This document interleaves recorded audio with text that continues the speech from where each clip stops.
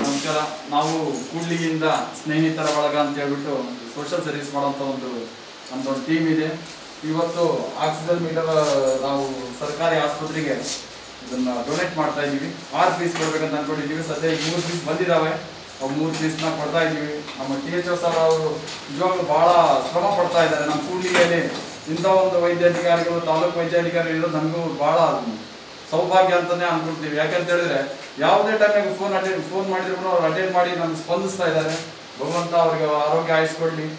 ಜೊತೆಗೆ ನಮ್ಮ ಕೂಡ್ಲಿಗೆಯಲ್ಲಿ ಬಹಳ ದೊಡ್ಡ ಸಮಸ್ಯೆ ಅಂತ ಹೇಳಿದ್ರೆ ವೆಂಟಿಲೇಟರ್ ಸಮಸ್ಯೆ ಇದೆ. ಅದನ್ನು ಸರ್ ಮುಂದೆ ಪ್ರಸ್ತಾಪ ಮಾಡಿದಾಗ ಸಾರ್ ಎದ್ಬಿಟ್ಟು ಇಲ್ಲ ನಾವು ಅಧಿಕಾರಿಗಳಿಗೆ ತಿಳಿಸಿದ್ದೀವಿ, ಅಧಿಕಾರಿಗಳು ಏನಾದರೂ ಒಂದು ಸೂಕ್ತ ಪರಿಹಾರ ತೆಗಿತಾರೆ ಅಂತ ಹೇಳಿದ್ದಾರೆ. ಸಾರ್ ಒಂದೆರಡು ಮಾತಾಡ್ತಾರೆ. ಈಗಿನ ಸಿಚುವೇಶನ್ ಅಲ್ಲಿ ಪಲ್ಸ್ ಆಕ್ಸಿಮೀಟರ್ ಆಗಲಿ ಈ ರೀತಿ ಆಕ್ಸಿಫ್ಲೋಮೀಟರ್ ಆಗಲಿ ಸಮಸ್ಯೆ ಅಭಾವ ಕಂಡು ಬರ್ತಾ ಇದೆ. ಅಂಥ ಟೈಮ್ನಲ್ಲಿ ಈ ರೀತಿ ನಮಗೆ ಡೊನೇಟ್ ಮಾಡಿರೋದು ಭಾಳ ಒಳ್ಳೆಯ ವಿಷಯನೇ.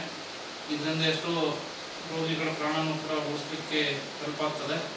ಇದೇ ರೀತಿ ಅವರ ಸೋಷಿಯಲ್ ಸರ್ವಿಸ್ಸು ಮುಂದುವರಿಲಿ, ಇದೇ ರೀತಿ ನಮ್ಮ ಜೊತೆ ಕೋಆರ್ಡಿನೇಷನ್ ಇರಲಿ ಅಂತೇಳಿ ಬಯಸ್ತೀನಿ.